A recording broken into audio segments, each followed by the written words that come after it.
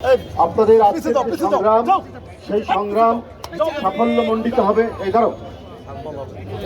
এই জন্যই শেখ হাসিনার কৌশল ব্যর্থ হচ্ছে, প্রতিটি ক্ষেত্রে ব্যর্থ হচ্ছে। ওরা মনে করেছে গ্রেফতার করলে সব নিশ্চুপ হয়ে যাবে, কেউ শেখ হাসিনার অন্যায়, অপকর্ম, অনাচার এর বিরুদ্ধে প্রতিবাদ করবে না। কিন্তু শেখ হাসিনা বারবার এই জিনিসটি ভুল করে। সুমন ভূঁইয়া দেরকে কারাগারে নিলে সবুজরা বের হবে, রাজারা বের হবে, আরো শ্রমিক নেতৃবৃন্দ যারা তাদের নেতৃত্ব দেন তারা বের হবে। তাদের বয়স অনেক হয়ে যাওয়ার পরেও এখনো যে তাদের দৃঢ়তা, এখনো তাদের যে বলিষ্ঠতা, এখনো তাদের বিপ্লবী চেতনা, তারা যে অক্ষুণ্ণ রেখে রাস্তায় নামেন তার প্রমাণ আজকে তারা দিয়েছে। শেখ হাসিনা বরাবরই এক নায়করা ভুলে যান, বরাবরই ফ্যাসিস্টরা ভুলে যান যে সবকিছু নিয়ন্ত্রণে নিয়ে তারা মনে করেন আজীবন তারা ময়ূর সিংহাসনে বসে তারা রাজত্ব করবেন আর বিরোধীদের কণ্ঠকে রুদ্ধ করবেন। কিছুটি যে হয় না, ময়ূর সিংহাসন যারা বানিয়েছিলেন তারা নেই, ওই ময়ূর সিংহাসন রক্ষাও করতে পারেনি। ইরানের নাদির শাহ দিল্লি থেকে নিয়ে চলে গেছে। তো সুতরাং শেখ হাসিনা যেটা ভাবছেন, আপনার ওই চেয়ার, আপনার ওই গদি আর ওই সিংহাসন থাকবে না, জনগণ ওটা লুটিয়ে দিবে রাস্তায়, এইটা আপনি মনে করতে পারছেন না। তাহলে আপনি যেভাবে টিকে আছেন, এইভাবে হিটলার টিকে থাকতে চেয়েছিল, এইভাবে আরো অনেকেই টিকে থাকতে চেয়েছিল, মুসলিনী, হালাকো খা, এরা তো ইতিহাসের রাস্তা তুলে, ইতিহাসের ডাস্টবিনে মানুষ ঘৃণার সাথে তাদেরকে স্মরণ করে। আপনি মনে করেছেন যে যা কিছু ঘটছে কেউ জানবে না। সুমনদেরকে গ্রেপ্তার করি, রাজাদেরকে গ্রেপ্তার করি, সবুজদেরকে গ্রেপ্তার করি, তাহলে বোধহয় ভয় পেয়ে যাবে।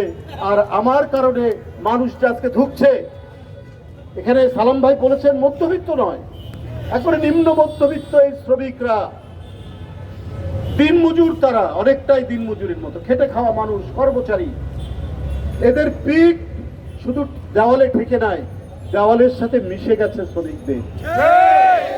আপনি কাঁচামরিচের দাম কত জানেন? 320 টাকা 1 কেজি, 320 টাকা। করলা, শশা, এগুলোর দাম সেঞ্চুরি পার হয়ে গেছে। অন্যান্য সবজি সেঞ্চুরি পার হয়ে গেছে। বন্ধুরা আমার, টমেটো ডবল সেঞ্চুরি পার হয়ে গেছে।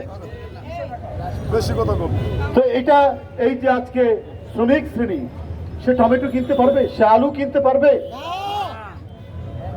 সে কাঁচামরিচ যেটা অত্যন্ত অপরিহার্য আপনার তরকারির জন্য, সেটা 320 টাকা হলে কি করে কিনবে?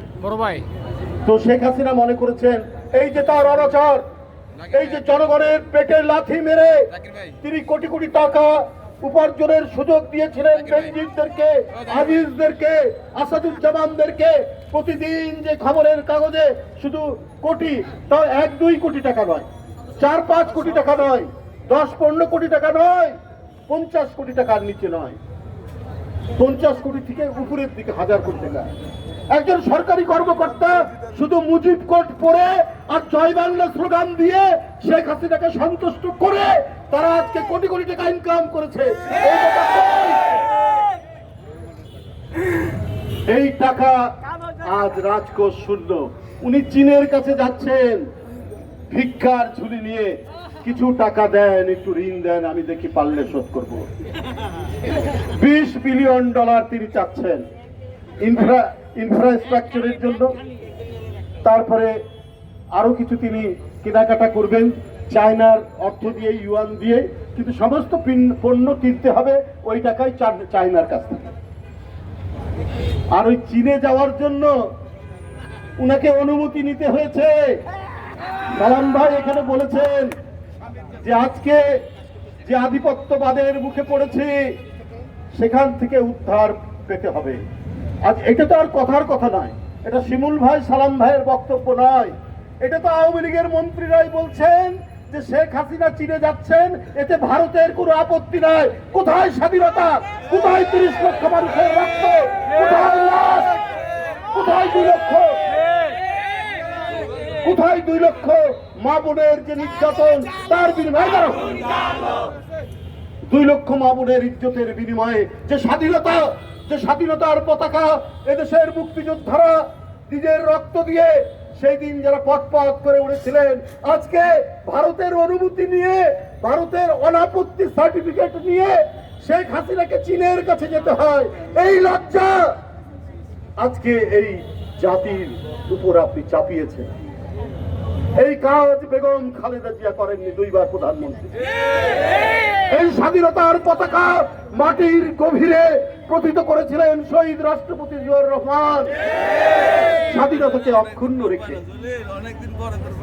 আজকে আপনি রেল লাইন দিবেন, আপনি নৌ ট্রানজিট দিয়েছেন, আপনি কত কি দিবেন? ভারতের সুবিধার জন্য যা কিছু দরকার আপনি দিয়ে দেবেন। এমনকি আপনি বিদেশে সফরে যাবেন, তার জন্য ভারত থেকে অনুমতি নেই হয়। ঠিক পররাষ্ট্রমন্ত্রী, ঠিক আপনাদেরকে আমরা নির্যাতিত সুমন ভূঁইয়ারা কারাগারে, তারপরেও আমাদেরকে মনে হয় আমরা স্বাধীনতার লড়াকু সৈনিক। আমরা আপনাদের প্রভুদের বিরুদ্ধে আমরা কণ্ঠ উচ্চারণ করতে পারি। আমাদের কণ্ঠস্বর আকাশ বাতাসে ভেসে বেড়ায় যে না, এই মানচিত্রের উপর কোন শকুনকে আমরা ছবল দিতে দিব না। আপনারা কৃতদাস, আপনারা দামি নির্বাচন, যে নির্বাচনে জনগণ যায় না, যে নির্বাচনে ভোটাররা যায় না, সেই একতরফা নির্বাচনের মন্ত্রী। তাই আপনাদের ভারতের সার্টিফিকেট, অনাপত্তি সার্টিফিকেট, অর্থাৎ আপত্তি নাই, এই সার্টিফিকেট নিয়ে বিদেশে যেতে হয়। হায় হায়, কোন দেশে আমরা বাস করছি বন্ধুরা আমার।